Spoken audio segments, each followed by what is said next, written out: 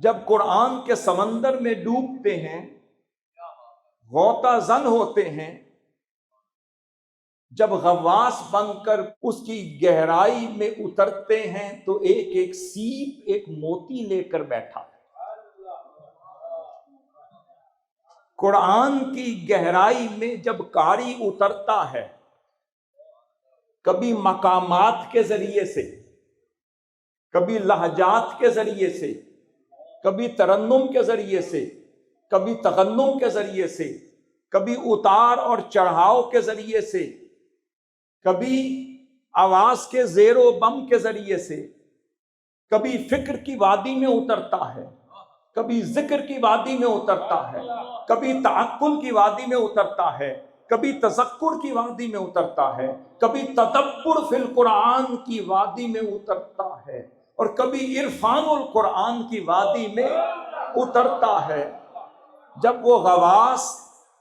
ڈوبتا چلا جاتا ہے اور سعی کے بعد، کوشش کے بعد، جد و جہد کے بعد، 30 پاروں کا حافظ بننے کے بعد، پھر ہر پارے کے ایک ایک حرف میں ڈوبنے کے بعد، جس کے لیے فرمایا انزل القرآن علی 7 احرف وَلِكُلِّ حَرْفٍ ظَاهِرٌ وَبَاطِنٌ،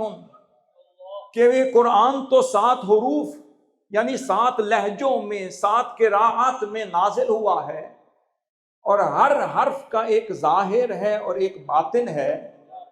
پھر فرمایا علیہ السلام کی حدیث پاک ہے کہ جو میرا علی ہے وہ ظاہر حرف قرآن کا بھی عالم ہے اور باطن حرف قرآن کا بھی۔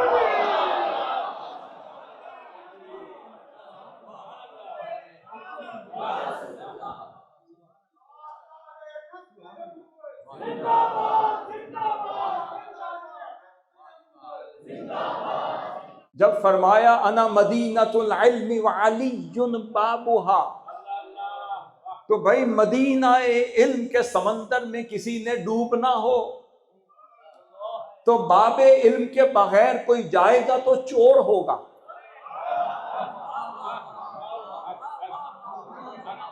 اور باب علم سے جو گزرے گا اسے اجازت لینی پڑے گی۔ جو اجازت لے گا تو وہی لے گا جو چہرہ پہچانتا ہوگا، جو دستک دے گا گھر والے اسے پہچانیں گے تو گھر میں داخل ہونے دیں گے، ورنہ پوچھیں گے کہاں سے آئے ہو، ریفرنس کیا ہے، نسبت کیا ہے، رنگ کیا ہے، نسل کیا ہے، لون کیا ہے۔ اب وسعت قرآن دیکھیے کہ جب آخری کتاب آ رہی ہے تو اللہ رب العزت نے چاہا کہ اے میرے محبوب کوئی آپ سے پوچھ لے کہ اس قرآن میں کسی اور کا ذکر بھی ہے، تو جب آپ فرمائیں گے اس قرآن میں حبشی زبان بھی ہے، اس میں قبطی بھی ہے، فارسی بھی ہے، رومی بھی ہے، سریانی بھی ہے، عبرانی بھی ہے، ہندی بھی ہے،